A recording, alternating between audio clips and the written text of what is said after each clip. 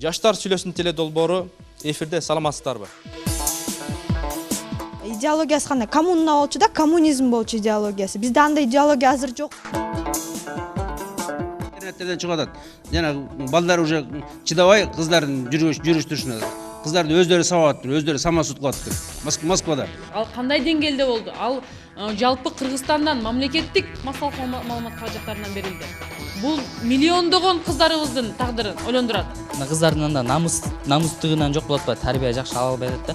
Бизге бул негизинен экономикалык шарт таасир этип атат. Ошону акчага кызыкпастан бул биз жашоого кызыгып, жашоону туура жашап өтүш керек.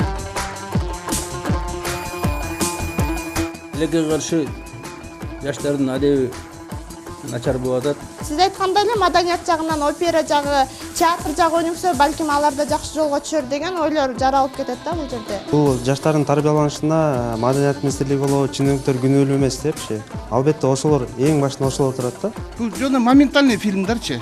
Жок, агай. Агай, мен суроомо жооп берсеңиз, эмнеге жаштар тарбияланыш үчүн жарнамаларда уятсыз нерселер илинип турат? Ошого эле жооп берсеңиз. Эмнеге ошол мэрия тараптан ошол уятсыз нерселерди алынбайт? Ошого жооп берсеңиз.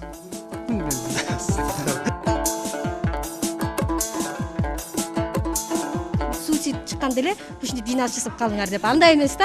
Ушунчалык Нарын областында ушунча көп суицид болуп кеткен маселесинде сиздер келип атасыздар биздин школго. Анонимный вызов кылып койгулачы деп атасыңар. Эмнеге буга чейин суицид боло элек деп мындай маселе болгон талкууланган эмес эле? Коомдун ичинен эле Нарындын шаарында ата-эне менен болгон мамиле алыс болуп атат. Ошол себептен суицид жана башка нерселер көп болуп атат да. Ачыгыраак кыска көп дейшеби балдар? Же жабыгыраакка көбүрөөк дейшеби?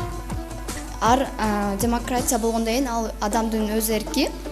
Чоң кыз сага суроо да, унаажын көзүн сүзбөсө бука жибин үзөбү деп.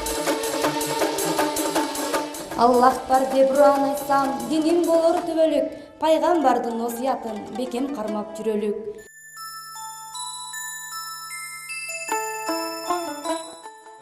Мен аялым 16 жашында алгам. Мен турмуш курганга даярмын да азырчы. Мен калыңым бар, даярдап койгондо атамчы, сиздин 14-төгү небереңиз же кызыңыз барбы? Бериңизчи, мен үйлөнөйүн ошого. Сен ким экениңди мен билишим керек. Менин кызым ким экенин сен билишиң керек. Анан ким болот? Анан сен берде тура эле, сен бере сал, мен ала салайын деген андай болбойт. Жарым жылаңаш жүгөн бар. Жылаңаш жүгөн бар. Тамеки чегип, түнү менен дискотекаларда жүрүп атат.